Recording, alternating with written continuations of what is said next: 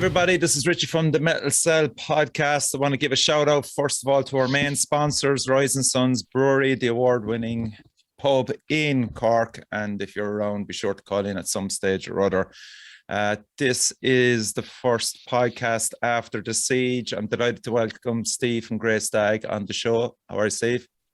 I'm good, Richie. Thanks for having me. Yeah, it's a pleasure always, man. And I have Danielle and Evan, Howard, and Joe cannot make it. So Steve has jumped in at the last minute. Appreciate it, my man. Savior. Our Lord Steve. Yeah. On the third day he rose again. Yeah. I was struggle rising this long weekend. Yeah. So the last time you were on, we had a great chat about the album and stuff. You did then do the album launch, was it? Or what happened? Yeah. The tour. We did the launch tour. Belfast, Yes. Dublin, Limerick. Jeez, it feels like so long. I could barely remember. I know. But yeah, I was just like going, fuck it. Was it only a month ago? it was only 2 weeks ago. Yeah. Holy shit. Yeah, amazing. It was really, really good. Very humbling experience, I will say. I know Evan said it after you did. I think it was last year your tour worn out. We've never done the 3 days in a row. It just definitely felt like a real or more real band by the end of it. Yeah. Because it's like the more you're doing it, the better you get at it as well. You know, it's like each gets better and better. So yeah, but last night, which was Limerick, I didn't get to go to the Siege, but we did play 2 weeks ago, and wrecked, like hungover, but it still felt like the best I played just because I played the 2 nights before. Yeah.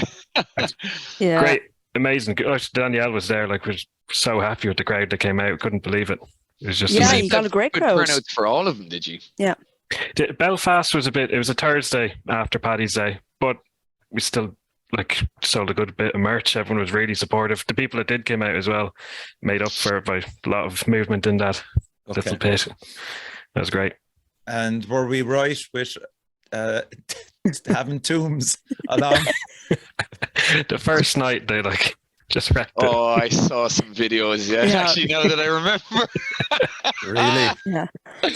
Oh, I saw some excellent video. Yeah. Go on the lads. As Danielle said, crisps of men. Because we met them the next day at Dublin, I just fucking hate how right she was. And of course, then when you hit Dolan's on the Saturday night, was it? Yeah? Yeah, Dolan's was Saturday, yeah. So the body was wrecked, was it? Oh, yeah, just struggling on. And then I dropped off all the gear, and then I put in Travelodge because that's where we're staying. It's the only place we could get any accommodation because I think there's a rugby match on the same night. Oh, there was, Yeah, and brought me to the wrong Travelodge, and then I had to drive across the entire site. Oh, the ones on, they're literally the other sides of the city as well. Yeah, and I had to go past the jeez, what's the place where they play the football? The gig. Park. Yeah, that's it. Yeah, You didn't get caught in all that. it's a football gig. Yeah. But once it got settled down, it was all good. I'd never been to the green room in Dolan's before, but it had their little sign on the door and everything for Grey Stag. Had a few bananas. There's a few of them. There's 2 or 3 in there. There is, yeah. There's the 2 upstairs, and then there's the one beside. Oh wait, no, that's the same. Yeah, they're class. There is 2. It's really weird because I've only been there for Siege where it's all metal, but I think the person in the main thing was like a country singer. So you had Big Pig on, I think, and she's pretty big in Big the Pig, charts. Yeah, she was on it. It's pretty big. She's from Cork, actually. In what way? As in popularity? Yeah. Popularity, yeah. Yeah. Thank God it's not me fucking up that one anyway. Yeah, there's one for Danielle. Yeah. Imagine if you were just ripping the piss out of someone there and there's that big pig in the other fucking room. Jesus. She's a lovely girl. Her music is brilliant. Yeah, she's actually really good. Oh, Sunday, yeah. So look, I didn't know. Tell us about the green rooms. What are they? They're just for bands, is it? Oh, just for important people. Yeah, obviously. Yes. We'll get there one day, Richie. But it's different. You get treated to Limerick treat you very well. Yeah, John he organised a bad very rep. good. Dolan's crowd there. Yeah, just so good. Class, man. That's Yeah, great. and you were absolutely solid on. I was saying to everyone, I was like, "That's their last night of the tour." They played 2 nights in a row, and everyone was shocked. And Tombs as well were actually the whole bill was brilliant because a lot of people were like really impressed with Black Shuck because they Black would have Shuck are known great. Yeah, they yeah. would have known Tombs and they would have known Grey Stag because like you're kind of honorary Munster men almost at this stage. Yeah. And I just noticed your thing saying Pancho. I saw that earlier. Yeah. Fantastic. But yeah, no, it was really, really solid. Everybody was blown away with all 3 performances. And Tombs, I say it all the time. Every time I see Tombs, they just bring it up another level. So it was great, and it was great to hear your new stuff. Did you feel it went down well? The new stuff live. Oh, definitely. Yeah, it went very well. It's like scary because some of the songs, we practiced them, written them a year ago, recorded them, but never played them live. So it was great to actually do it. But yeah, great response from everyone. And yeah, the new stuff from Tombs as well. I'm looking forward to their EP. That's right, The yeah. Schmeckening. The Schmeckening, yeah. The Schmeckening, yeah. It would was have to be amazing. the Schmeckening. And did you kind of finish every night with Emerald, Steve? Was that cover brought to every single show? Yeah, except in Thomas House because it's such a small venue. They only allow 2 bands, so we had extended sets. So we actually finished with the Boats. Oh, And that, class. Yes. See, yes. I remember or one of you posted something about, or maybe said it on the podcast, but it was like, I've actually never gone into the Thomas House. Like, so you can only have 2 bands because you wouldn't fit people and... I think you would. They just don't like to. Like I know they used to have. I've seen the Crawling there, and there's 2 bands support. Before, but now they just have it as 2-band thing. Yeah, and it kind of works. The capacity is for there or what? It's I think it's the same as Fred's. I think it's 80, but it's it's narrower, and it's this weird venue where there's like a pillar in the middle, and you need to kind of nearly walk through like a bit. You're nearly on the stage to get to the bathrooms. Like it's very punky and crusty. I think you'd like it. I remember years ago, if anyone remembers the Boom Boom Room in Dublin, I remember playing there with an old band, and like from the stage to your right, there was a toilet that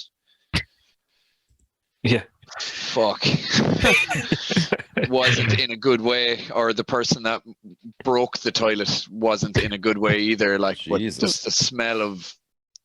Really, the Boom Boom Room sounds like it would be a really like a beautiful establishment. Boom, boom, boom, let me hear it say. Does it? Yeah. No, it sounds like a brothel. Yeah, well, it smelled like shit anyway. That would be a bang bang room, Danielle. No. Not that I would know. Oh God. Okay, right. We've got a few songs. Or did I cut you off too fast, Steve? Anything else to add there about Grey Stag? Maybe I did. I don't know. No, I think that's it. No, all good. Don't the whole show to be about me again.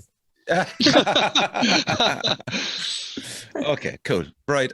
Because we've got 5 songs to go through, and let's start it off. The first song is by Cursed Sun, and it's called Devil's Night. So they were formed in 2007, and they're one of the longest existing bands on the local Northern Ireland metal scene. So they've recorded an album and 4 EPs. Their sound is a mixture of thrash, death, groove with a strong sense of melody. So their last time they released anything was 4 years ago. And this one, Devil's Night, is, I think it's dedicated to Brandon Lee of that amazing film, The Crow. Any of you Crow fans? It's a great flick. Yeah, it's fantastic. Yeah. Never seen the second one though. He's not in. Well, no, the second one. But yeah. Oh my God. Okay, it's going to be one of those nights. Yeah. Okay. So that's basically what the song is about, and he's kind of mixed in a bit of Irish folklore and the fires of Detroit as well into the lyrics. And so shout out to Andy on vocals, Johnny on guitar, Kieran on guitar, Chris on drums, and Matt on bass. So this is Devil's Night.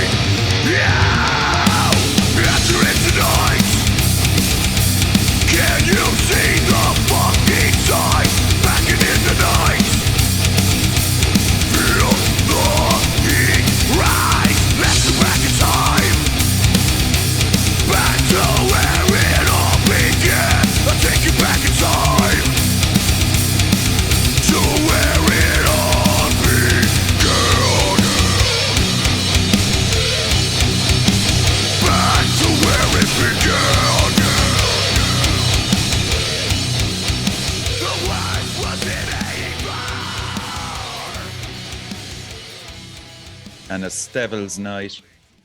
Who wants to take this first? Maybe Steve. We'll put you on the spot. Yeah, I've heard Curse Son before. Definitely, I've heard the name going around. I like the song. I like the harsh vocals. I like that you still hear it. What he's saying. Some nice riffs in there. All right, good. Did you say that the album is out now? So or is this just a it's single? new music. Yeah, it's the first music in 4 years, they're saying. Definitely be checking it out. It's definitely something that I'd listen to. Yeah, it's perfect for me, man. I mean, it's a nice mixture of heaviness and melody, and riffs and vocals are really good. Ev? I thought there was kind of like, it was quite a almost Sepultura Mastodon, but like with Slipknot guitar tones. I don't know if that, I just kind of hearing that in a lot of the squeals and stuff. Very Red Enemy riff as well. But yeah, like it really cool. I definitely I've seen the name a good few times, like on different posters and stuff. But they're definitely something I'm looking forward to hearing what else they have now, because that's quite promising. Like it's not a band that I've really jumped into, but that kind of circular rhythm, that again, that kind of Red Enemy part, I thought that got me going. Like, so yeah, sounds cool. Yep. Danielle? Yeah, I really like this. This is my favorite of the songs. I heard it a few weeks ago, and like when I first heard the intro, I was like, "Oh, is this going to go?" It kind of sounds like it could almost go Viking metal at the start, doesn't it? You're not expecting it to go in the direction it does, and it's a pleasant surprise. But yeah, that riff is class. I think I don't think any of us had, like, you have to headbang to that. You have to headbang to it. Class, Draws you in, you're spot on. It does, yeah. It definitely draws you in, and it's catchy as well. Like, I was going around the place for ages. I was going like, so yeah, really big thumbs up for me anyway. Yeah. So Howard actually contributed to reviews of all these songs before he was called away. So I'll just give you what Howard thought of it. So he said there's a Metallica influence on the intro. The vocals are a bit wrestlery. I got a really good laugh off of that. I've never heard anyone say that. Ultimate Warrior on vocals, and he said the vocals are a bit high in the mix. Obviously, he's not here, so he can't defend this. So he just said it was a solid playthrough, just not very original or interesting to me. And he said maybe a band on the go for too long. So Howard lives in Passage. Jesus Christ, Howard. We all love it, and Howard's out here ripping it apart. Yeah. I love just the end of these notes he sent you, which is obviously do not read these on the podcast. Yeah, in brackets, like this is just. Oh, maybe so. Oh, man. Okay.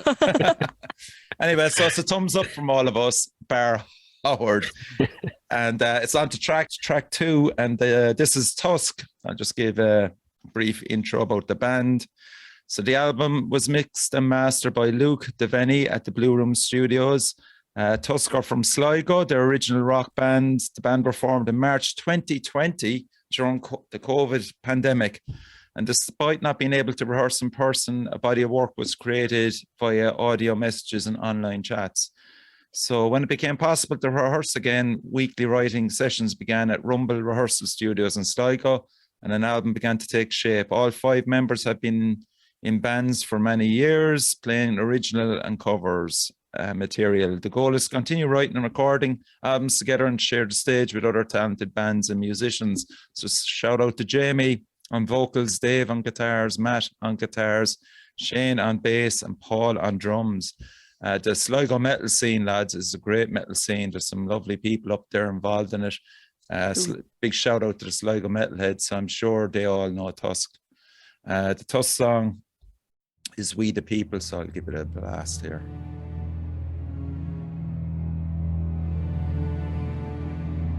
We will not give up, and we will not lose. These are the children that could have lived, but these people have taken them away from us. We will fight in the forests, in the fields, on the shores, in the streets.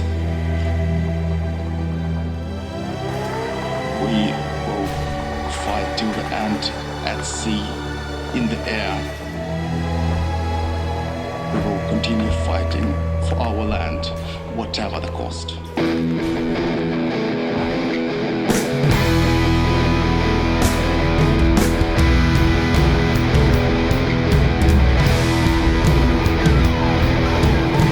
Have you forgotten why you are free?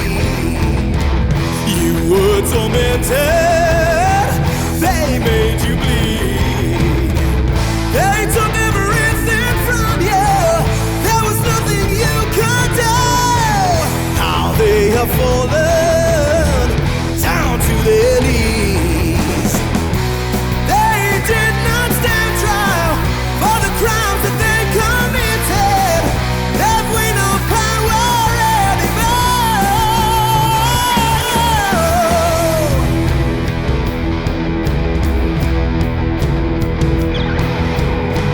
Maybe we don't care, so just give it away. We don't want to tell us every single day. It's gone on for too long. They'll realize when we're gone. Now I know what's right, and you do too. We can't take it no more. Stand up and shout with me. They don't have. Okay, so that was Tusk from Sligo. Danielle, were you impressed by him? Yeah, well, like obviously their musicianship is there. Like it's very like Aces High, isn't it? At the start, it's with actually, a different with the spoken accent. intro. Yeah. Yeah. I actually thought it'd be a lot heavier after hearing the intro. Yeah, Maybe that was it, Iron Maiden influence. yeah, you can definitely hear the Iron Maiden influence anyway in it. But I definitely thought that the vocals were very high in the mix in that. Like I can understand trying to make the vocals kind of the center, but it felt a bit too high. Yeah. Now he's got a cracking set of pipes, like, but it wouldn't be. Cracking sense. It wouldn't be for me, but I do think there's possibly there's definitely, I'd say, a market for this. We don't really get too many bands sending in this type of material, I suppose. But no, and do you know what? They did a lockdown video of them, probably funded by some arts council in some hall in Sligo. It was like a theatre, actually, I would say. And your man's vocals live, Jesus Christ. Yeah. Like, I mean, spot on. Actually, they sounded better live than on this, if that makes sense. Yeah. So, yeah, there's no doubting his chops as a singer. Absolutely.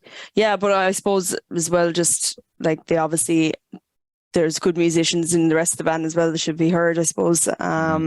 Just even out the mix, I think it would benefit.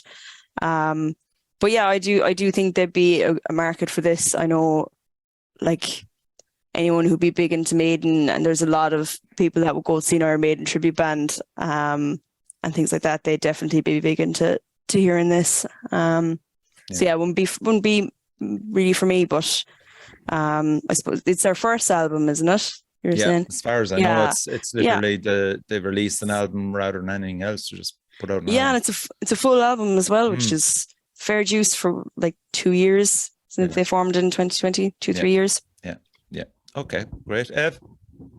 Yeah, it's definitely not for me at all. Bring out the rocker in you, man. Yeah, no, like even when Danielle is saying like it's like Iron Maiden, I'm like, it really is. Like, yeah, I don't know as well. I think if you're having like a really deep kind of intro kind of speech or anything like that, you're really, really putting yourself on, unless whatever happens to it next is fucking incredible. You're really putting yourself out. You're building it up, yeah.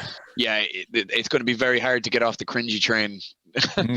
You know, like fair play to them all. Again, this is completely stylistic, you know, great players, but to me, that kind of thing just sounds like a cover band that took a hand at writing songs that wanted to sound like exactly like a certain band. But you know, fair play to them. As Danielle said, there definitely is a market. I am not that market at all. Yeah. But you know, fucking fair play to them. It's definitely not for me at all. Yeah. Steve, I nearly called him Pancho there. Jesus Christ. Yeah, I'm pretty much same as that. I'm not really into this kind of style of music at all. I thought the vocals, though, I think they're more early Anthrax kind of style. You know, to me, a lot of Yeah. Belladonna rather than something like Iron Maiden. And yeah, I I would think have they said actually Neil Turbin, actually, even before that again. but I think, yeah, Skull of Metal. like the mix, I think the guitars are too flat. They're just a bit low considering the vocals are so big. And I get it. You know, again, fair play to lads. I'm sure they'll do great. People like it, but I just think lift those guitars or something up to give it a bit more punch. I think that's just what you need in the background of it. As well, the artwork as well for this. I remember seeing it going around, and I have listened to them before this because I seen the artwork and again realized it wasn't for me. But like, it's amazing. I love that boar imagery that Kelvin has done. Yeah, Serpent Tusk. Yeah, it's an amazing, and it would look fantastic on a t-shirt as well, man. Yeah. Yeah. Okay, that's cool. I'll just read out what Howard thought of them. So, let me see. The intro sets the tone. It's a bit vague. He called it battle metal. I don't know about that. Yeah, I got that vibe. It's another reason why I didn't like it. So he said nice guitar, so tone, classic sound, capable vocalists, few pitching issues, but well delivered. The track never gets going. The flow keeps getting interrupted. 4 or 5 build-ups over 6 minutes. The last 2 minutes are the best. So that's from Howard there. But look, big shout out to Tusk. Must say now there is a big audience for that in Ireland. Definitely 100%, and they all certainly can play. And we'll move on. The next band are from Cork by Shadow Calling. So Shadow Calling is a 5-piece alternative rock band. Their music is a flavor of grunge, metal and hard rock, all ready to collide. So all the lyrics are written by Darren O'Keefe and Scott McGowan. All music is a collective effort by Shadows Calling. Shadows Calling went on to record their first EP with John Murphy of Faroon, actually. So big shout out to John. And he has his own studio in Kanturk. So the EP is entitled Spirit Shifter, and there's 4 tracks on it. And this is the title track off it. So shout out to Darren, who plays rhythm guitar. Jen, his sister, is the front woman. So Jen has 20 years of experience singing in the music industry, fronting various bands. Scott McGowan is on lead guitarist, and Barry English is the drummer. So Barry's in Body Drinkers. Ev, do you know that? Oh, I do. He was in I'll Eat Your Face. He was in fucking Captain Insano. Yeah. Okay. So that's Barry's cool. one of my favorite Irish drummers. There you Used to go. love I'll Eat Your Face. Yeah. Fucking still listen to him. Was Sick. listening to him today. And also Mike Jordan of the Magnapina is in there as well, playing bass. So that's a stellar lineup there, and we're going to give this a listen to. As I said, it's the title track of their EP, Shadows Calling, and it's what's it called? Spirit Shifter.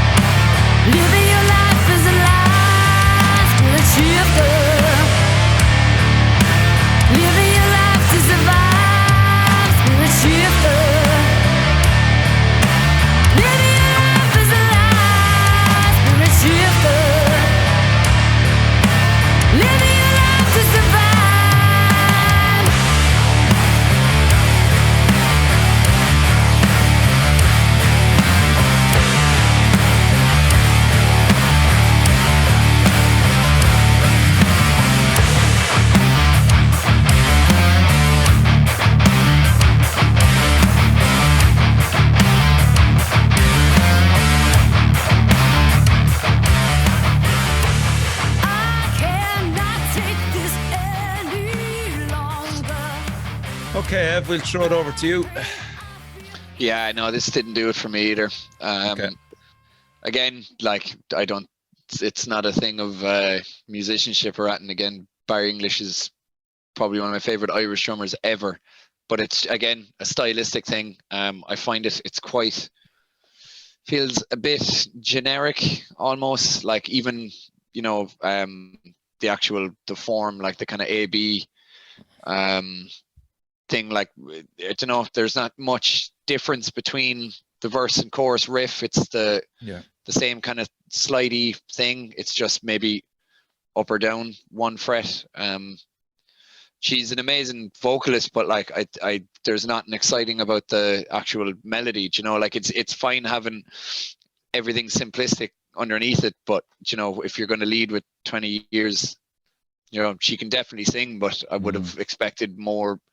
Maybe, even if the vocal melody was a bit more exciting, it would have, lifted the whole thing. But it just seems like it's all playing very safe, which kind of takes away from it. But again, it's not stylistically my thing at all. When I was first listening to it, I was almost trying to force in my head being like, oh, it kind of sounds like Alice in Chains with a female vocalist, and it doesn't. Yeah. I was just trying to imagine if it did, just in the hopes that I'd kind of hear it differently, but I didn't. I really loved it. But the whole way through the song, I was waiting for this fucking great guitar solo to kick in. And there is a solo there, but she's actually singing over it. That's my one criticism of it. But that song was crying out for a really cool guitar solo. I think it just needs some form of different hook, something. Yeah. Do you know what I mean? Like some. And I feel like there's potential for them to write something massive. Yeah, they have the talent in the band. Yeah, but without a doubt. But it's just I just feel like a melodic hook or something to change in a chorus could have been like even if it's not stylistically my thing, it if something to get stuck in your head, which I feel like they have the ability to write, just wasn't in that one. Danielle? Yeah, I kind of agree with Evan. There's definitely like a little something missing. I really like her vocals. She sounds a bit like Royal Thunder's vocalist. Really cool. Yeah. The intro kind of sounded like a Bud Light ad or something. Enjoy cold Bud Light. Anytime, anywhere, but not while driving. Something like that. In a good way, like that wasn't an insult. It's cool. Like, but yeah, I definitely think just one extra thing just to keep you hooked in. It kind of felt like it was been repeated over and over again, but again, definitely they've got the chops. There's mass potential there. Be interesting to see where they go from here. Yeah, Steve. Pretty much the same. The one thing I really don't like is just when she says the line "spirit shifter," so it brings it down when a chorus should bring it up. I think the production is really good on all of this. And her vocals are great. I have listened to these guys before. They did a great video for their first song, Eraser, which is a lot more upbeat. Yes. It's got a few riffs in it. It showcases her vocals more. Yeah, I just think on this song, it played it maybe a bit, just too safe, too samey. Yeah, it needed something because there's the potential for amazing songs and vocal hooks or whatever is there. And as a guitarist, were you waiting for that solo? I was waiting, for something like it was nice and crunchy. It starts off nice and slow, but it just stayed there. It just needed something different. Yeah. Okay, that's cool. I'll just read out what Howard says. So he says, I'm in a band with Mike and I played with Barry before, so there's possible bias. I've also helped with the artwork layout. These lads are solid from experience, great playing. So what is it? Let me see here. The voice elevates the track. Her voice is great. Feels like it could have been a better track with more attention to the vocals. Some backing vocals would have been amazing. So he said solid. Okay,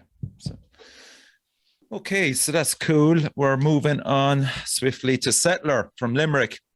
Sound bunch of lads as well.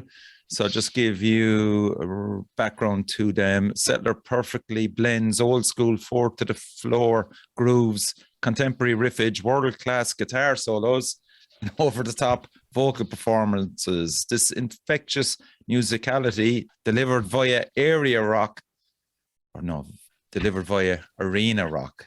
arrangements. Area rock. Area rock. I was like, that's a new one. Yeah. The tiredness is kicking in now. It was good for the first 20 minutes.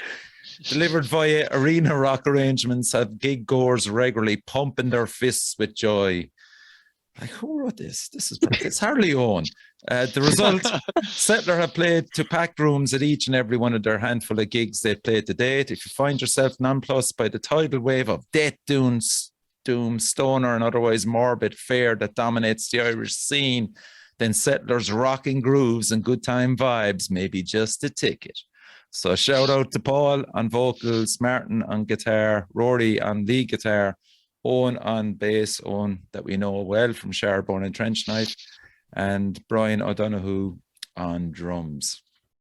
So this track is Settler, and there's 3 tracks on the EP actually, and this is Smarm Offensive.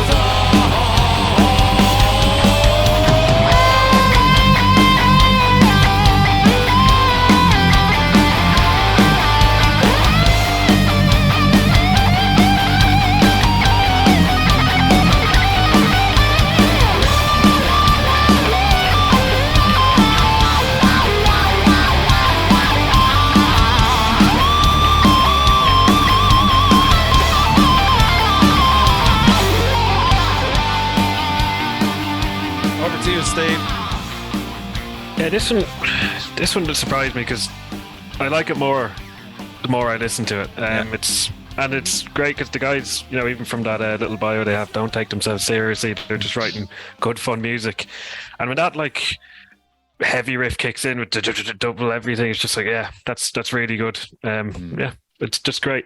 Do you know who produced it? It's not Kieran, is it? I was wondering, was it? But I don't know. Did he do the drums, or did I read that somewhere else? That's great. And when the guitar solo came in, I'm sure Richie was happy. Yeah, it's good. Exactly. Everything, you can hear everything. It's chunky. Yeah, they're definitely not one I would probably listen to all the time. But if they were at Siege, I'd make an effort to go see them. I actually saw them at the Siege. Yeah, they played maybe last year. Would that be right? In one of the Sieges anyway. They were upstairs. Excellent. Really, really good. Danielle? Yeah, same. It's not something I'd usually listen to, but it's good fun. And it's fun, but also the musicianship is top class as well. It's funny because sometimes I was kind of like, oh, I don't know about the vocals, but then sometimes I was like, yeah, with the vocals, like, like really into it, like, yeah. So I got the whole pounding your fists with joy, kind of thing. So yeah, no, it definitely. I think I've seen them live as well. I can't remember when, but I definitely seen them in Dolan's, I think, before. Yeah, good fun. Yeah. Ev?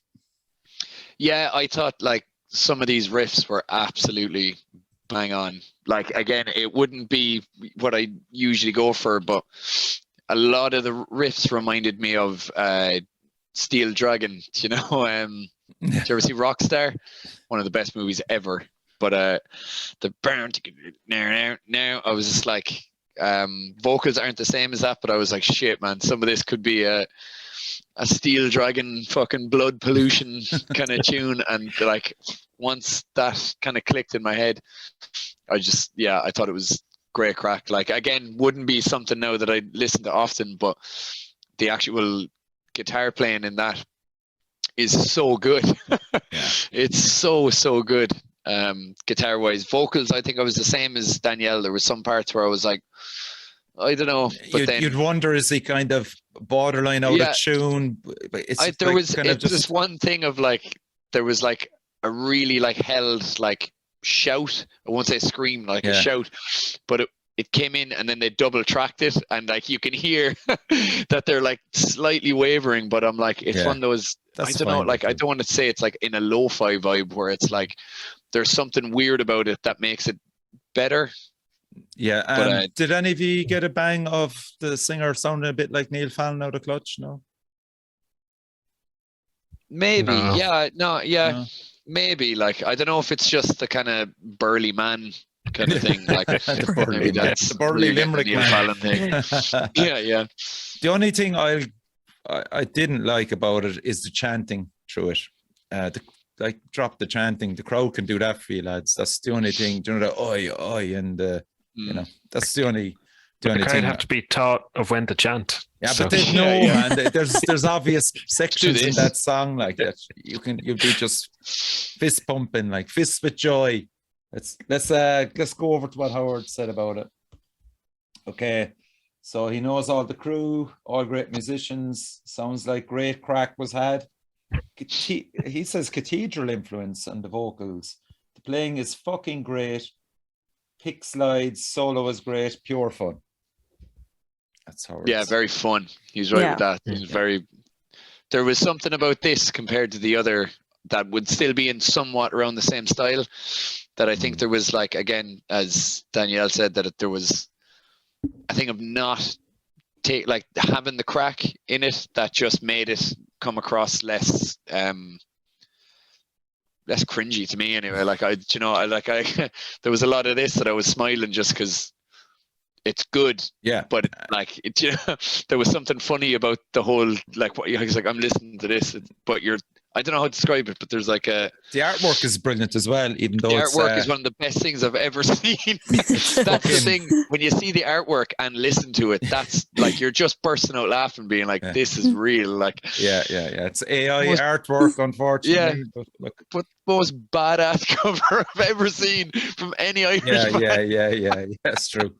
Yeah, I'm gonna have to do an episode on AI and art. I have to do it. Yeah, it's coming up more and more often now, isn't it?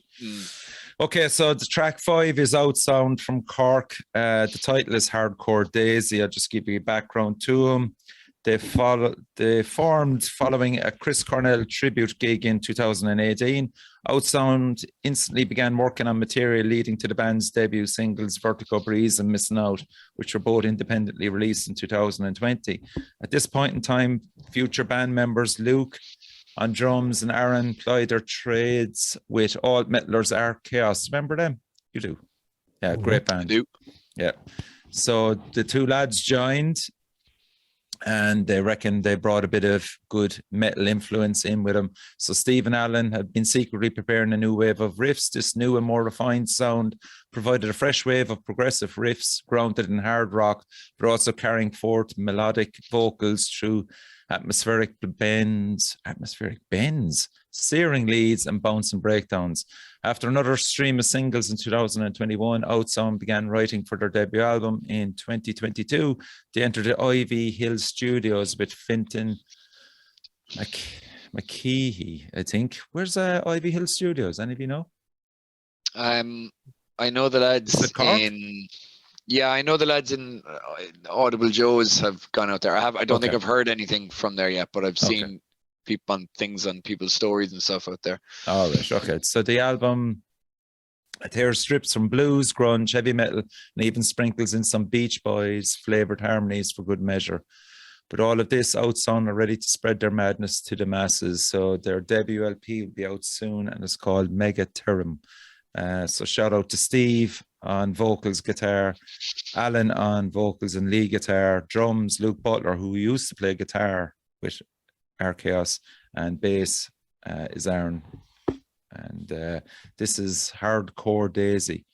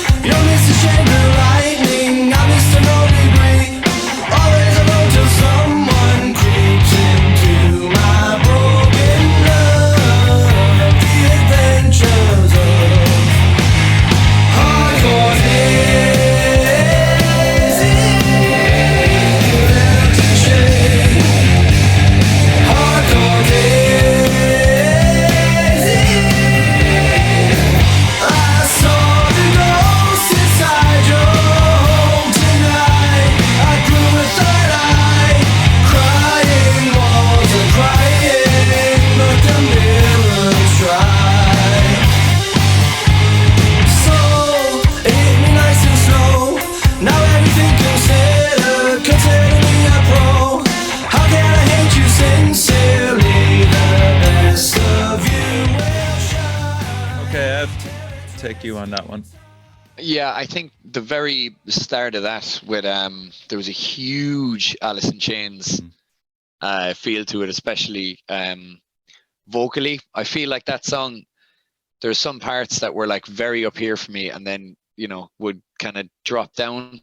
I know the lads in Outsound are absolutely lovely. I've seen them live a few times. I've had them on Dead Cult gigs and, you know, very good live band. I think just with this, there was some parts again that maybe it's just me trying to look for a very specific thing, but there's one of the riffs, the bam, bam, bam, bam, bam, bam, like when I heard that, it was almost like kind of let down, just because I think every guitarist ever at one stage has written that riff when they've played in like drop D, you know, and then there's, you know, it's kind of like there was a few parts of it that were, I don't know, they were kind of like just a bit too plain, but then the very next part they kind of show that their, you know, their songwriting skill would move up, and then, you know, it would kind of go up and down a bit. But I've seen this band live a few times, and they are a very good band.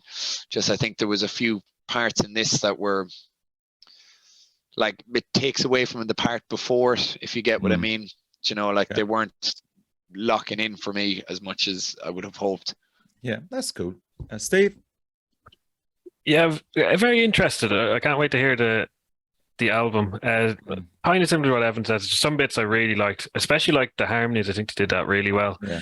Then the part where they sing "Hardcore Daisy" and the ascending vocal, I don't know, something there is just kind of just kind of lost me there. Just not really what I'm into, but it's definitely interesting. I suppose nearly not proggy, but nearly kind of what's the band I'm thinking of? Les Claypool stuff kind of going on. Primus, that's it. Yeah, it's that kind of, they definitely, it's good stuff there. They seem to be having fun. And yeah, there's a kind of a nice mix, like, because it started off very indie.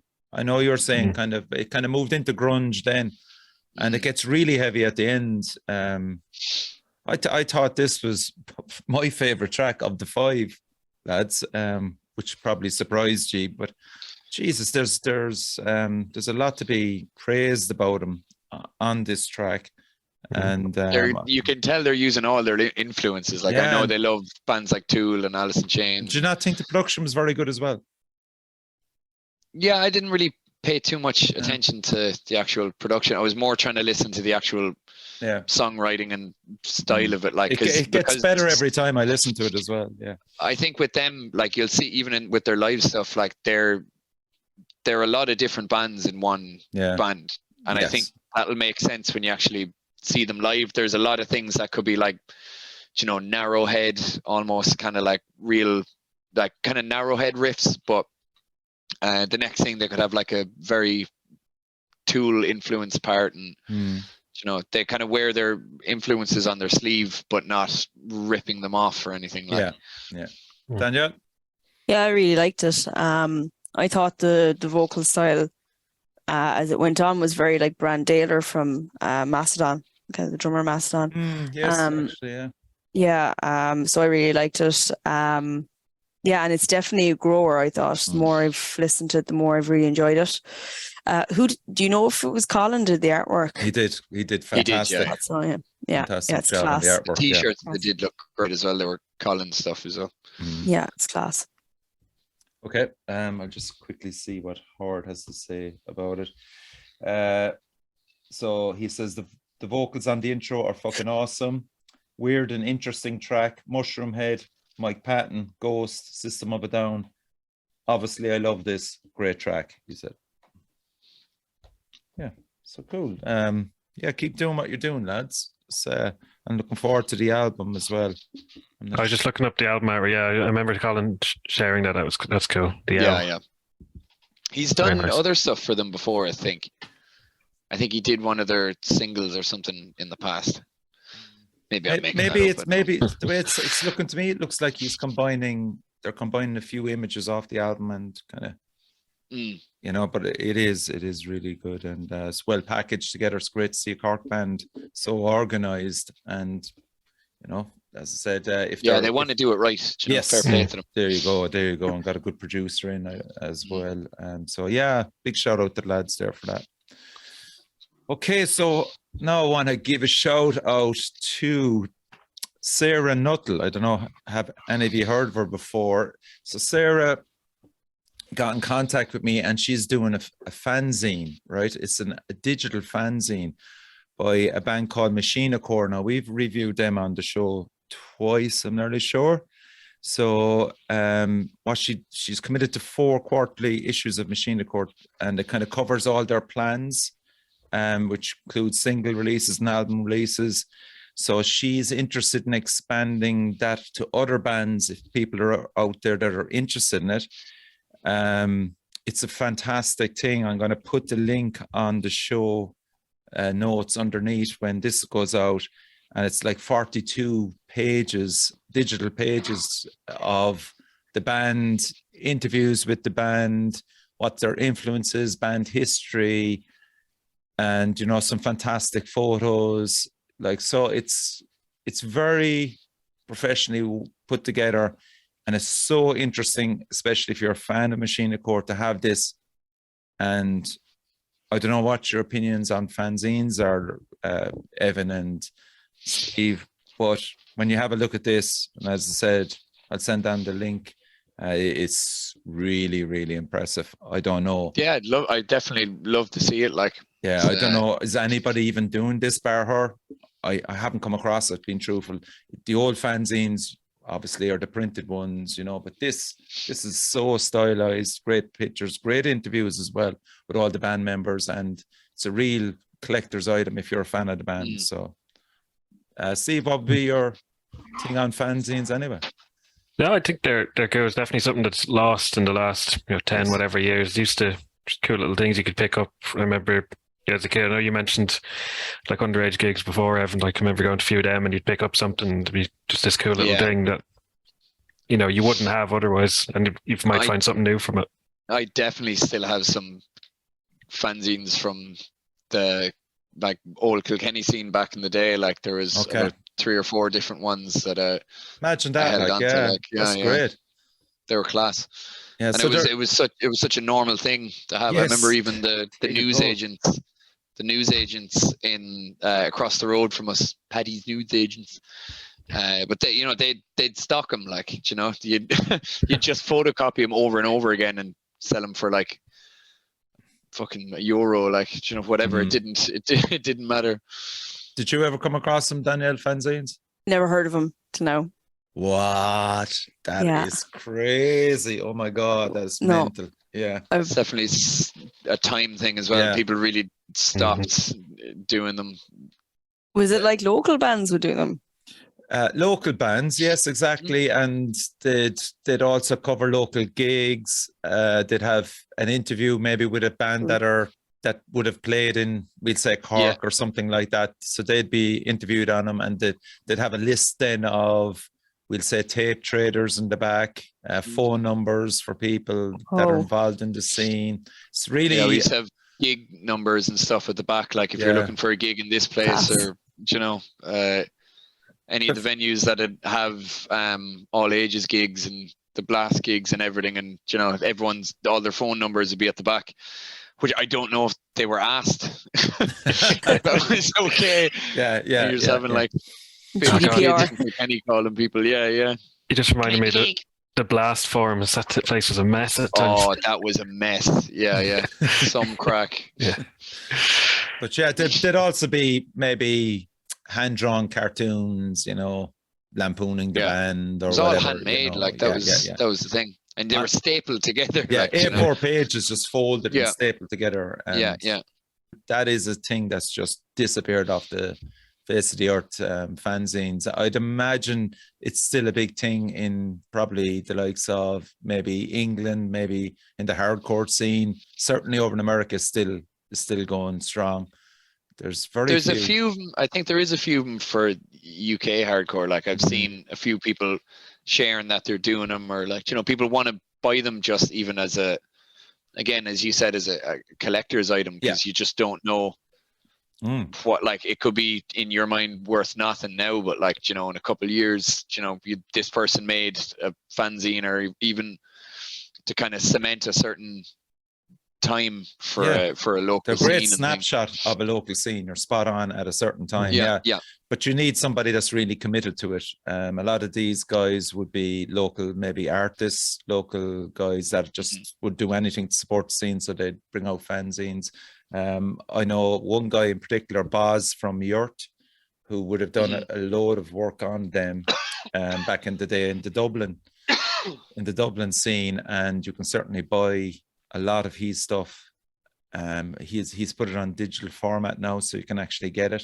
I don't know, can you buy it or whatever, like, but a lot of that is collector stuff, collector's items now in relation to the Dublin punk scene mostly. I think, I'm not sure, was there much of a maybe John O'Brien, Evan, of Irish Archives, for some reason he might have. I think he was involved in it as well. I know he was collecting tapes and stuff. And he might have done reviews of gigs as well. That would be on the fanzine. So, but anyway, so that's just wanted to give a shout out to Sarah Nuttall anyway. And as I said, please check out her link on the YouTube version of the podcast. And if there's bands out there that are interested in it, certainly give her a shout. It is a very time consuming thing for her, I would imagine. Fair play to her. It sounds interesting, but when you actually look at it, you're just going, shit, this is a different level altogether. So fair play. Yeah. Pass. Okay, so let's go back in time to the siege. I want to give a shout out. This arrived today. Rome Oh, Kingdom. deadly. Unreal. Yeah, Nice. bought it, and I haven't even opened it yet. Would you believe? I just it was there when I came home from work tonight, and class! All the lyrics are on it. Love that. Yeah, love that too. That's really nice. Yeah, That's great. that's sick. And yes, it is a coloured vinyl. I sold one of their T-shirts. Did you really? I just remembered I did merch for a very small bit at the siege. That's savage. That's class. Very nice. There you go. So shout out Let's to get lads. They were dogged with bad sound, unfortunately, for the first, I would say, 6, 7, 8 minutes of the gig. Were they upstairs? They were, Yeah. yeah, couldn't hear the vocals, which is an Yeah. awful shame. Again, I thought they fixed it, but I heard people at the back saying, oh, they still couldn't hear it properly. So that's unusual considering it's the siege and it's upstairs, but it is what it is. I was looking at Andrew, the guitarist, after like a minute, 2 minutes, or maybe 3 minutes, trying to get his attention going. Vocals need to go up. And there was a few more said it, and Pat O'Regan from Smashing Skulls actually headed back to the sound desk to tell him as well. But it seemed to improve, but people that I was talking to afterwards said they still thought the vocals were a bit low. So that's a pity, isn't it, lads? When that happens. Yeah, I was at it. All right, yeah. Yeah, I thought they were a bit low. All right, thought it did definitely improve as it went on. Did you find the same for the last Vinci? Oh yes, at the start again, yeah. Yeah. Yeah. But then the sound for We Come in Pieces was brilliant, and they were on just before last Vinci. Yeah. So I think it's just kind of, just I suppose just getting it generally improves as the gig goes on anyway. But like so Steve, he would have played upstairs in the Casbah. So let's talk about, if you can bring your mind back to when you played up there for the last siege. How aware are ye in relation to monitors and vocal sounds? Are you again relying on people just to fucking go, just? Yeah, well, that's it. Like, we have our stage manager. It reminds me of a time that we played Shin A once, and I remember it was like a minute or two into a song, and just everyone I remember them looking weird, and it's like, just act normal. That's it. And they just kind of started wandering around. And then we finished, and then sound guy came up and said, oh yeah, the thing blew, so all the sound out front was gone. They couldn't hear. It's like, it's a 9-minute song. You could have stopped us or something. Yeah. We looked like we were just miming it there. Couldn't hear a thing, everyone said. But yeah, like, for our monitoring, like, I suppose you're at the mercy of what's there. I always do now. I've got the wireless system. It's hard to at the siege as well, but when you're doing your sound check, I know you don't at a festival kind of thing like that. I always go out and have a listen. Matt has his in-ears as well, so he can see how he hears, like how he is in case the monitoring goes. But other than that, we're kind of at the whims of whatever happens there. Okay. And especially, there's been times I know that, like, I've been to other bands and they can hear themselves fine on stage, and like out the front, they mightn't have one of the guitars turned on, or like the vocals isn't there, and it's just nothing you can really do about that. Yeah. To be fair, like 90% of the sound, like most of the sound, 99% of the sound at the siege was great. Oh yeah, yeah, absolutely. It was just like, Jesus, like for Round Kingdom, like they were one of the bands I was really, really looking forward to, and they're so good, and they need really good sound for the singer, especially. Dave, big shout out to Dave there. And I just like the fact that everybody reacted so fast, and we're on the thing going, he needs the vocals straight away. Get him up, get up the vocals. And Evan, as a drummer, you're in a different sound zone completely. What is it like for you? Maybe just talk us through.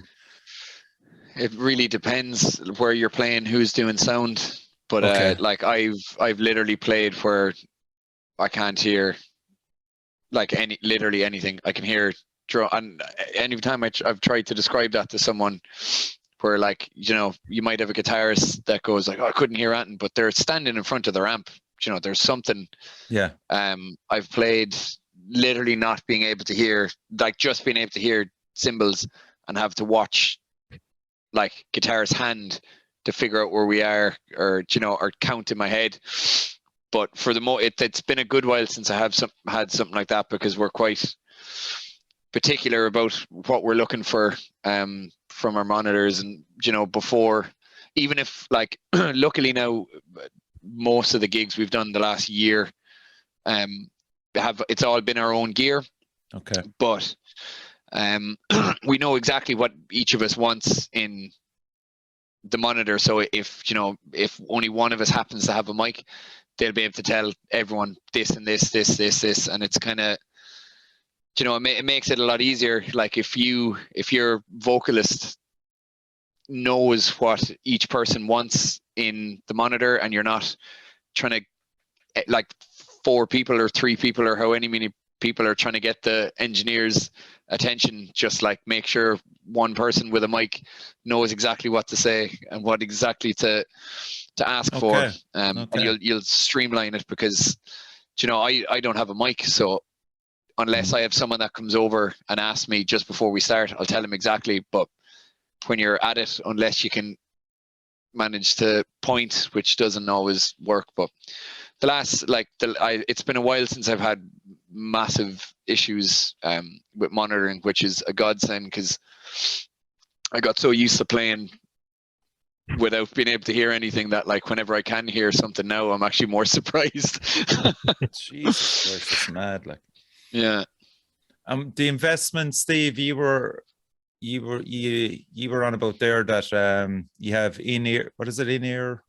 Matt got in-ears for his vocals, so for the same reason that Evan was saying, not that he couldn't hear, but he'd find that, like, if he can't hear himself properly, especially vocally wise, I think he was even talking to Xander about this before, that like he finds he blows his voice.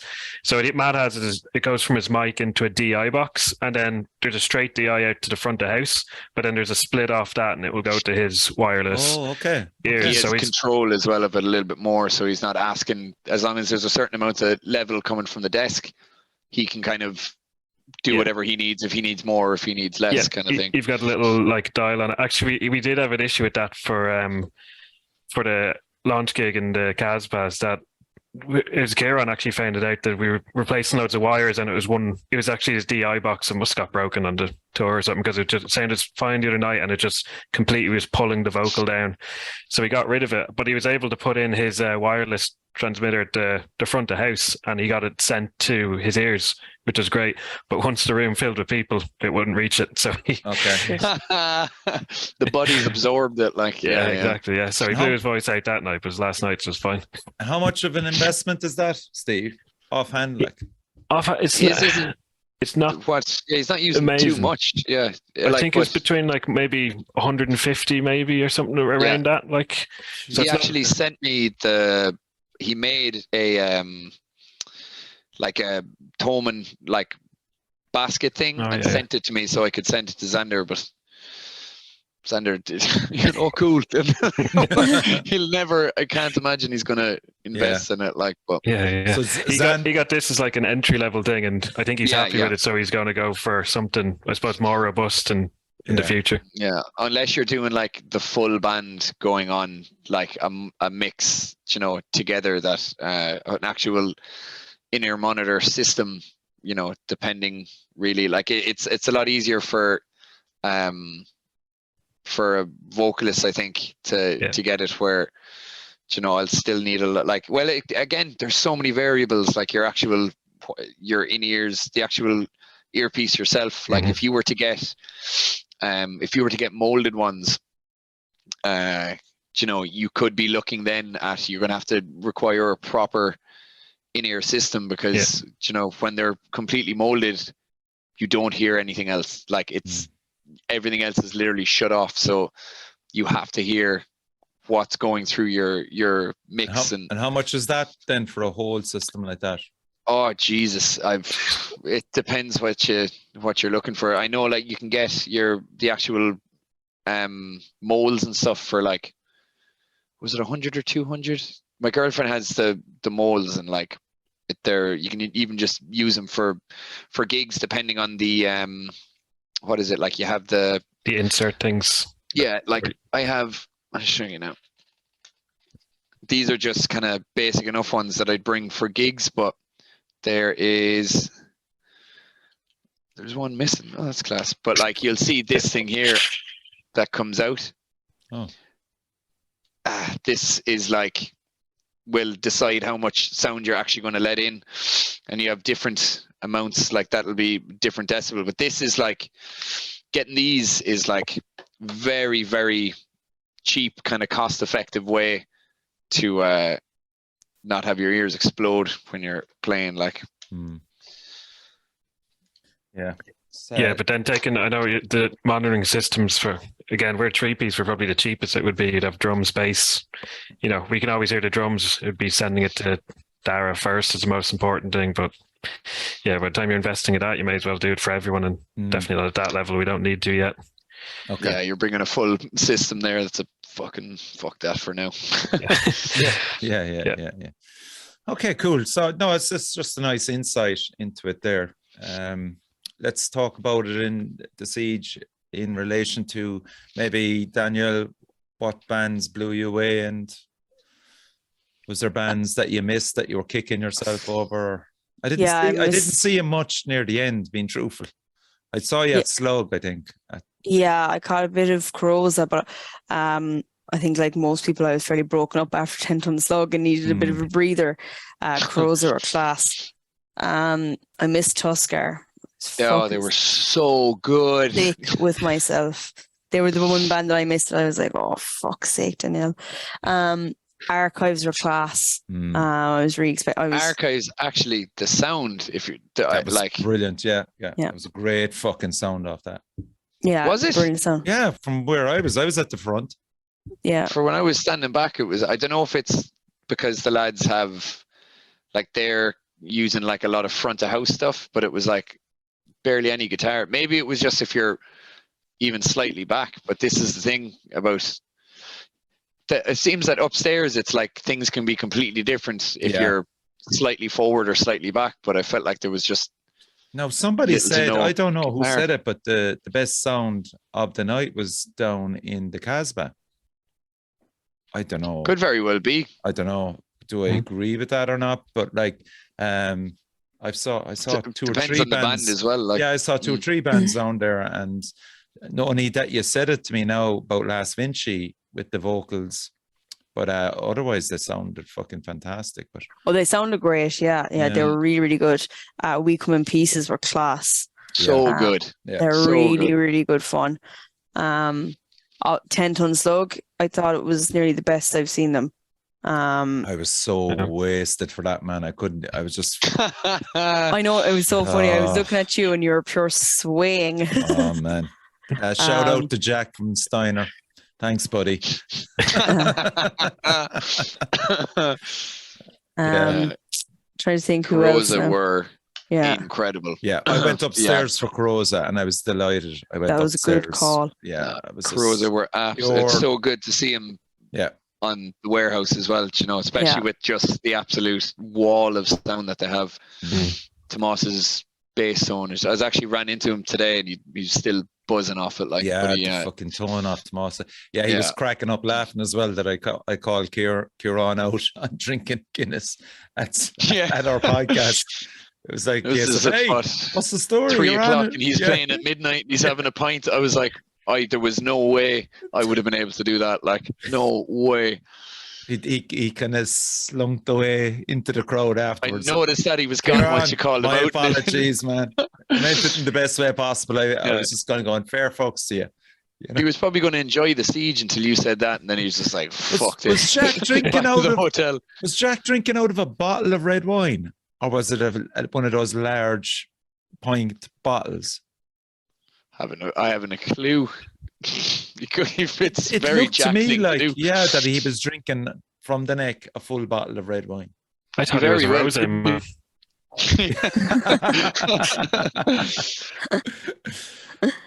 you know who I thought were spectacular? And they're only a 2-piece. True Home. in the fucking cast. love So True many Home. people were buzzing off Oh them. Yeah. I my literally God. came in for like, Yeah, I'd everyone say I was raving saw about 10 them. minutes or something. Who Yeah. was playing at the same time as them now? There was somebody I was seeing as well that were on the same time. Yeah, I can't remember There was who. a If clash I'm sure there, Richie you're has it spot there. on. Yeah, You're spot on Yeah. I there, can't remember, but I remember going in to have a quick look because like the amount of people that were saying you have to check out True Home.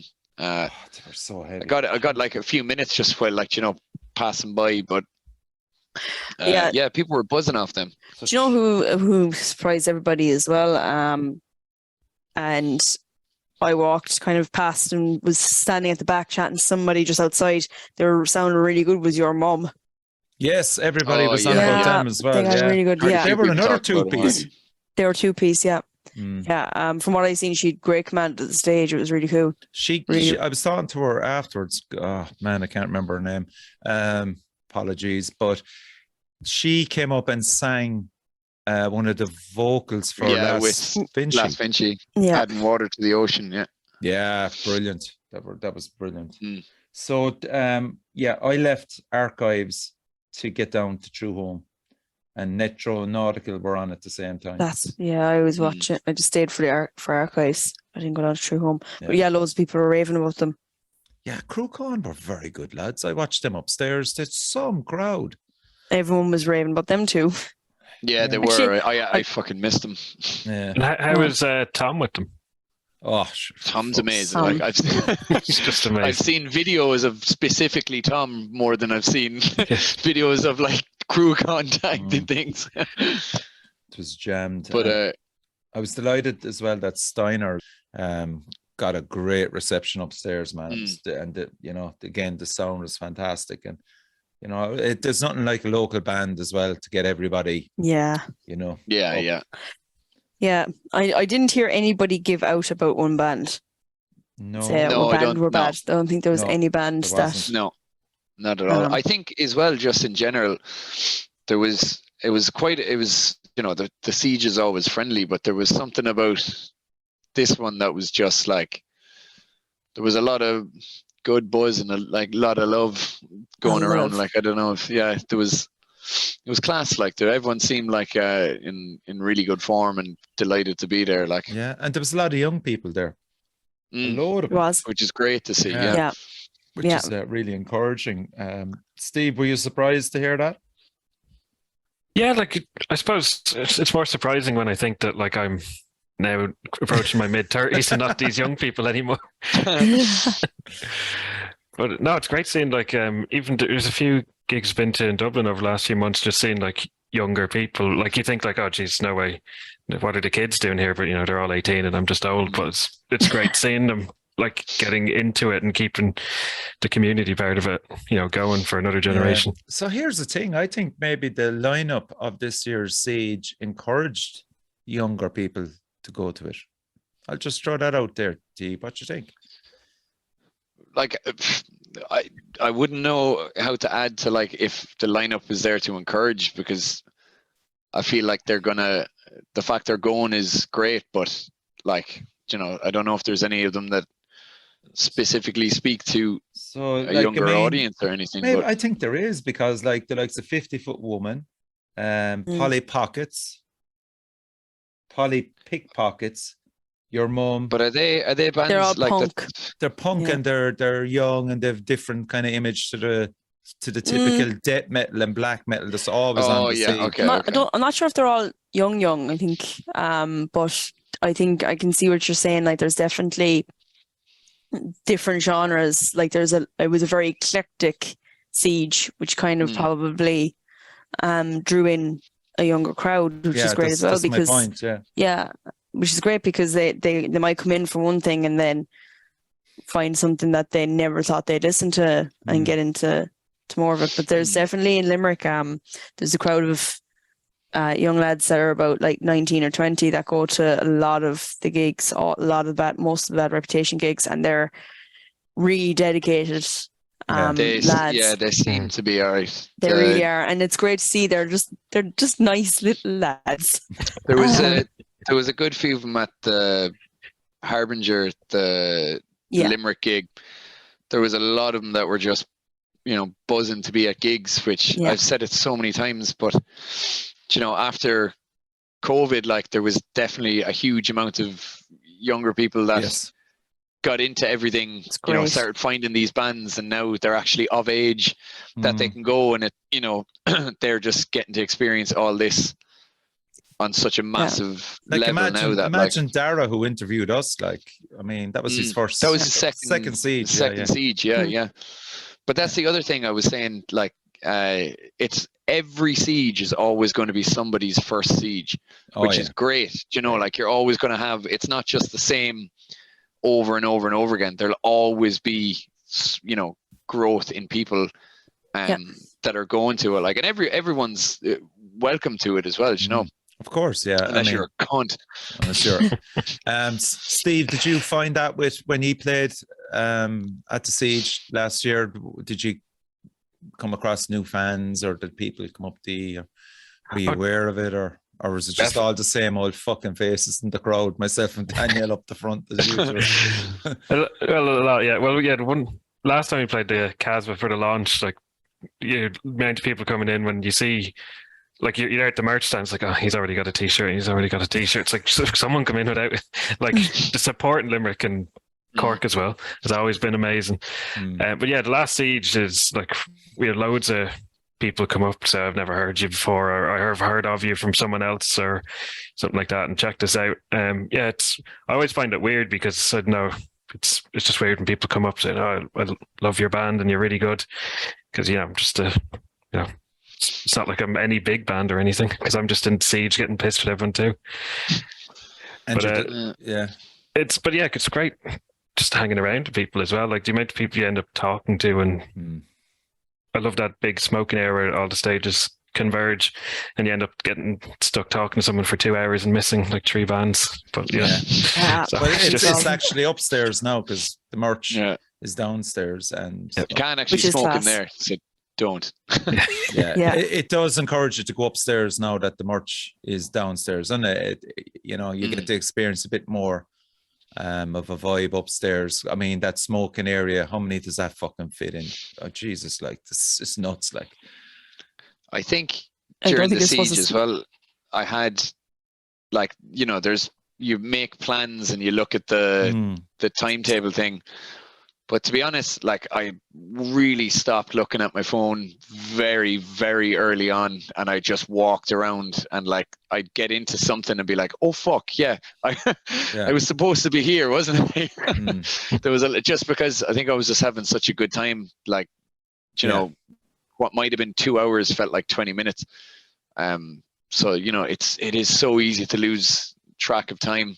It's not like if you're at a 3-day festival, like absolutely. Like I arrived there at, I think it was at 1:30 in the day, and I didn't leave till 1:30 at night. And I didn't leave once, like, and it didn't feel like I was there 12 hours at all. It just, I'm just kind of flew. I think once it got past 6 o'clock, you're always just fucking playing catch up with just through talking with people and frantically trying to fucking get the bands. I mean, you have to.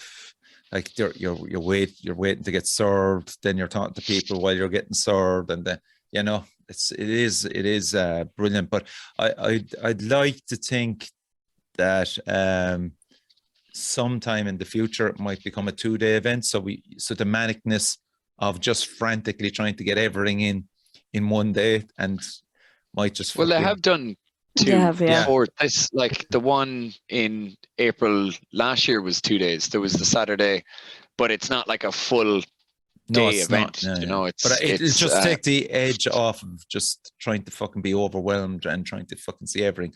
Whereas if you go to a Saturday one with maybe say 6-7 bands, you arrive Sunday a lot more fucking chilled out rather than just full on, or like very, very hungover. Like that will slow you down either way. Absolutely. But it was a brilliant celebration of everything that's out there at the moment. I mean, it was just a joy to see 10 Ton Slug on the stage, and Kelvin. First time seeing Kelvin as a drummer as well. Yeah, it was brilliant, man. He certainly adds something different to him, I would say. He has a very really specific way of playing. Like, and I saw them in a great way as well. They're unreal. Yeah. And did any of you get your Siege t-shirts? Or are they Yeah. all gone? No, I got Yeah, one. got one. got one. They're beautiful. Fucking hell. They actually look in person way even better again. Mm. Yeah, they're class. They're really, really cool. Shout out to the boys, Razor Sharp Death Blizzard, who I drank That with for t-shirt's absolutely unreal. Yeah. most of the day I drank with them. Savage. And they fucking killed it, so they did. No wonder you're so wrecked. I know the lads.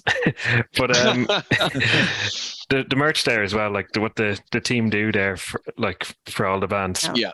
Just It's amazing. amazing. Absolutely. Absolutely amazing. Yeah, I definitely took Howard's advice, man. I bought them all around the drink and dispersed 2 or 3 t-shirts at the end of the night as well to him. So yeah, and it's like it's very hard to do that, man, when there's so much going on around you and so many bands on, and just to be so dedicated to selling merch for people and doing such a great job and being really chatty. So sound. There's just always such a good vibe. Yeah. Yeah. I actually think I missed a good few bands because I was like just chatting at merch. Do you know what I mean? Like just having because it's everyone's so friendly that you just kind of it's like another stage. Yeah. Yeah. it In a is. way, like In a way, it is. yeah. Fucking hell. It is great just seeing like all the merch up there of like, mostly Irish bands, just seeing how much good stuff there is there as well. Yeah. Yeah, and you're not paying €40 for a t-shirt, like. Yeah. Do you know what I mean? And as well, like as John mentioned, on the pre-siege podcast, they're not charging them at all. Like all the money Nowhere in goes Ireland to does that. Like that's the thing. So when bands come over, they're like, it's amazing. Because they make such bigger profit, like from the merch because they don't have to worry about paying anything themselves, which is weird. Like when you're seeing all the stuff with merch cuts and everything, like when you're over in Ireland, it's just like, could you imagine someone trying to do that to you here? Do you know what I mean? They get their head kicked in, like. But especially a big festival like the Siege, like you'd expect anywhere like that to take a cut, but they'll do it for free and the goodness of the community. Yeah, that's it. And to have people actually doing it for you and do it really well, and like leave, mark every single thing that they sell of yours. They have it in the book, your entire inventory, and that was my first experience doing that, and there was all the cash was in the envelope at the end of the day. And absolutely. Like, but it's great, like, because you hear horror stories of bands, especially now, where they're trying to kind of push against it, where it's like they'll be like, merch guy lost this much of our stuff, we don't know where. Like, I've seen loads of bands posting stuff like that, and they have to pay them and a merch cut. Where it's not just like, if you have your own person, can you do it? They just won't let you. Whereas at the Siege, it's like you are in such good hands, and it's not costing you anything. You actually can focus on just playing and then doing whatever you want after. How many new people did you meet? Just drifting through the Siege during the daytime. I met loads, met loads of people that I never actually talked to before. And so it was brilliant that way as well, that you're going to know some of those people the next time you see them, and absolutely points. Did you find that, Danielle? Did you meet? I hadn't met I had met Mikey from Pain and Vein, and Mikey, and is it Our Divide is his promotions in Dublin? I had met him before, and he introduced himself, and there was probably more people that I hadn't met before that had introduced themselves as well, and just standing around chatting to people, and definitely people. It's kind of like a snowball effect, isn't it? That like the next time you'll be like, oh hey, what's the crack to them again? Oh, this is my friend, and definitely always meet just really nice, cool, friendly people. Smelly gots, as you said. Smelly gots, that's it, yeah. As I was, because when we did the podcast, as I was literally walking out the door, because we had to go back and check into our hotel. Mhm. There's about 2 or 3 people that just screamed "smelly goth" at me, and that happened a Yeah. good few times throughout the it was bound siege. to So I was happen. buzzing with it. Yeah, I was delighted with that. Yeah, just like again, I remember being over on your side, Danielle, for 10 ton slug, and just turning around and just looking at the main stage. It was jammed. It was, yeah. Upstairs was full. Yeah. Everybody was just fucking watching. No more than worn out as well. I watched ye at the front, and then I, for some reason, I headed off up along and watched ye from the top as well, and it was fucking jammed for crows as well. Yeah, I got to watch 10 ton slug. Halfway through it, I went upstairs because I think it was Quill was saying about heading up, and I was like, I've never actually gone up and watched many bands upstairs. I always feel like I have to be, but it was great. Even to rest my legs for 10 minutes. Yeah. So it's another aspect of Dolan's as well. It's so good that you have that ability to head upstairs and just Absolutely. Yeah, I only went up the last time as well was for 100-Year-Old Man. Oh, you know, the band that you really kind of sit back and rest the legs, relax with the riffs.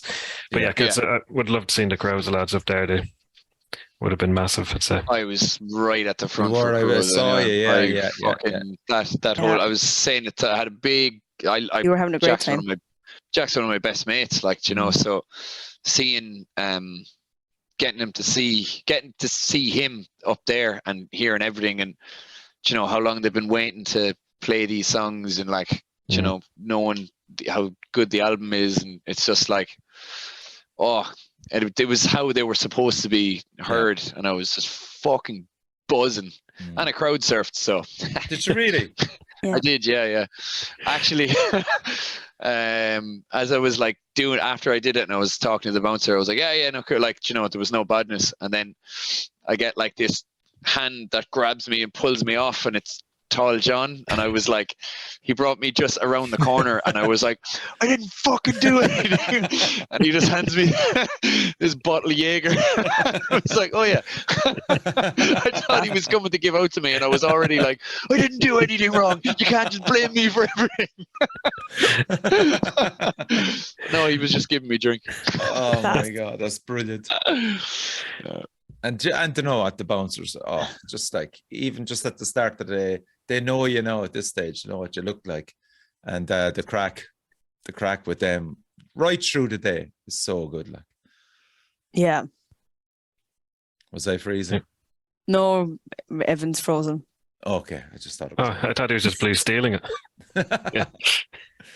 Did you hear that, Evan? About the bouncers, like how sound they were. He's frozen again. No, right, internet went. Oh yeah, I'm gonna fucking re-edit again. Where I'm on about the bouncers. Yeah, no, fair play to them. They're absolute legends. Like they're dead on. Like like you know, even I know we mentioned it on the From the Depths podcast, but since the incident, you know, it's they really, I know you talked about it in the pre-siege podcast, but it's not just like, you know, I've heard bands just, you know, giving out, be like, you can't do this. It's like, shut the fuck up, man. We almost didn't have metal gigs and Dolans anymore. Like it really was down to the talking to John about that. It was very much like kind of a point where he was like, yeah, well, it's all gone now. So. Yeah. No, and you know, and that's why I brought it up, because John suggested it was heading that way insofar as that there's now the trust is there again, and it's nice to acknowledge it afterwards that fantastic people there. Yeah, very much so. Fantastic bouncers who had a good sense of what was okay and what wasn't okay, and not to fucking go piling in, because there certainly wasn't any of that anyway. So overall 10 out of 10 for that as well. Also as well, the bar staff are so lovely. They're dead on. So nice. Every single one of them just dead so on, pleasant and just lovely to do it, like, and that's for all the gigs, you know, for all the gigs going. They're all so sound. Great crack with them. Like, I think the last one, the last gig I was at, I think it was Carcass. I was upstairs And I bought a round of shots, and the barman was like, "Are you buying one for me?" And I was like, "Do you want one?" And he was like, "Yeah." And the next thing I noticed, What a every time I legend. was going up getting a shot, I was getting him one as well. So I think he was, but he's so sound. Yeah, Jesus. good crack, like. Yeah. He was on- fired that night, but So I was on Guinness the whole day. So, I mean, I was just having to wait around anyway, and just even up at the bar there, just the crack was second to none. Yeah. Like, it really is. Yeah. It's just every aspect, every area of that place in Dolan's you're going to meet, and you're going to run into Yeah. somebody, and the potential is there to have a fucking laugh with that person and just fucking Yeah. move on. Yeah. It's Even incredible. John himself was saying after it, he was like, he actually would have done like another day of the siege. It was so good. There was such a good vibe on it. Like, that if the guy running it, that's usually the most stressed man in Ireland for a certain amount of time. If he's like, fuck, I would have done another one. Yeah. Because a lot of the time he can be like, all right, well, thank God they're not every week. Like, yeah. But you, like, I mean, as a promoter yourself, Evan, over the last year and the amount of gigs that you have promoted, putting something on that, on like the siege, you can appreciate the amount of effort. And all that. Even you don't have to be a promoter, you just need to be a fucking human. Like, do you know what I mean? Like, I've said it before that it's like, he's a man that has, a wife and a kid and 2 dogs, and he has other gigs to be running. He runs these massive things that some people would live off the clout of just doing the siege, and that's fine. You can, there's enough that goes into it, and they're such big things that, whenever they do ones that'll be ticketed, it'll sell out. Like, Absolutely. it's the fact that they do it for free, and the Dolans are, so supportive of it all, and it's mental. Like, Okay, cool. Right, lads, we'll call a halt to it there. Steve, again, much appreciated for jumping in at such a short notice. We love having you on there, man. absolutely, man. Yeah. Lovely to join. Yes, indeed. Thanks, And, Pancho. do you want to have you anything to announce, Grey Stag wise, in the next few months, or is there something coming up closer that has been announced and I might have missed it there? There's one has been announced. We're in Galway on the 19th of May. Yes, that's the 19th 4 of May. provinces one with 4 not. Yeah, the 4 Nat lads are putting that on. They're having us. Black Shucker there too. Nice. Eternal Hellcarax, who I've listened to. I can't remember, but I remember I think I did like them. That should be good fun. Can't wait for that. Then something else, I don't know. Who knows, Richie? I'd love to come back to Cork. I would love to. Okay. Hint, Evan. Snort. Okay, so we'll leave it at that. Evan, pleasure as always. Danielle, thanks a million also as well. Cheers. Okay, so No that's worries. it. Crucially, everybody support your local metal scene. Thank you. Melly gots.